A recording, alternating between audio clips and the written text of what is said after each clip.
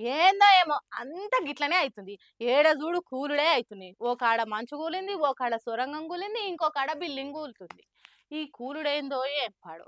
ఎక్కడికి ఆచారమో గిట్ల తలుగుకుంది జనాలకు. ఇంత ఘోరమో చూడురి. హైదరాబాద్ సెంట్రల్ యూనివర్సిటీ అడ్మినిస్ట్రేటివ్ బంగ్లాను కడుతుంటే ఏమైందో ఏం పాడో ఒక్కసారి కుప్పగూలిందట. పాపం చాలా మందికి దెబ్బలు తాకితే దవాఖానకు తీసుకుపోయినరట. మరి ఎందుకు అట్లా అయింది అనేది తెలియదు కానీ సెంట్రింగ్ సెట్ కాలేదో లేకుంటే స్లాబ్ వేస్తుంటే బరువు ఎక్కువై కూలిందో తెలియదు కానీ చూస్తుంటేనే అంత ఆగమాగం అయిందట.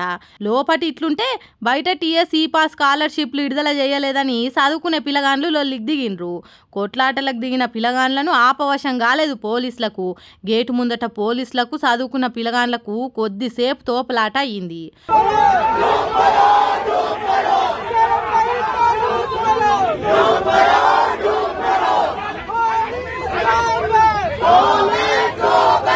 మరి సర్కార్ ఎందుకు వీళ్ళకి స్కాలర్షిప్లు ఇస్తలేదో తెలియదు కానీ గవర్నమెంట్ సాయం లేకుండా వీళ్ళ చదువులు ఎట్లా సాగుతాయని అంటుర్రు వీళ్ళ ముచ్చట తెలిసిన పబ్లిక్.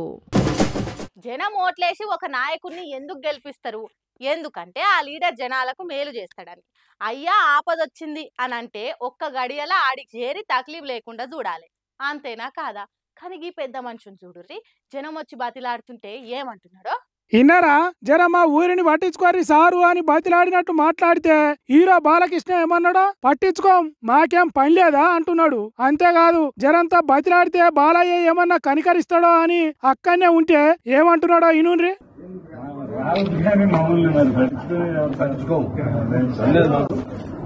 అంతమంది మాటలల్లా సరిగా వినబడతలేదు గాని బాలయ్య ఏమన్నాడంటే వెళ్ళండి అయ్యా ఫోటో దిగినావు కదా ఏం పని లేదు వీళ్లకు అన్నట్టు ఓ బూతు మాటను నోట్ల గులిగిండు. అభిమానం కొద్ది తన దగ్గరికి వచ్చిన వాళ్ళతో ఫోటోలు దిగుకుంటా షికాకు పడి సిధరించుకున్నాడు Hindupuram MLA cinema hero Balayya. మీ తల్లిగారైన బసవతారకం పుట్టిన ఊరుకు కూడా ఒకసారి వచ్చిపోన్రి, అక్కడ ఉన్న బాధలు తెలుసుకోర్రి అన్నట్టు అడిగిండ్రట అభిమానం కొద్ది. అంతే సినిమాల దబ్బిడి దిబ్బిడి అన్నట్టు నోటికి వచ్చినట్టు మాట్లాడిండట. మరి అంతే కదా, ప్రజలు ఓట్లేసి గెలిపించింది వాళ్ళ కష్టాలను తీర్చేదానిక, ఊరూరు తిరిగి ఉపకారం చేసేదానిక?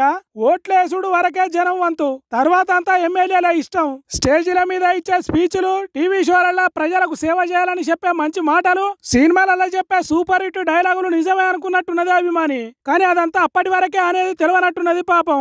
నేను నిజంగా సినిమాలలో ఉన్నట్టు ఉంటా అని వచ్చుడు మీ తప్పు. ఎమ్మెల్యే అంటే మీకు సేవ చేసేదానికే ఉన్నానా అని ఓ బాధ్యతాయుతమైన ఎమ్మెల్యేగా మాట్లాడినట్టు మాట్లాడాడు. పాపం ఆ అభిమాని గిసోంటి మనిషిగా మేము ఓట్లేసింది అని అనుకున్నాడు కావచ్చు.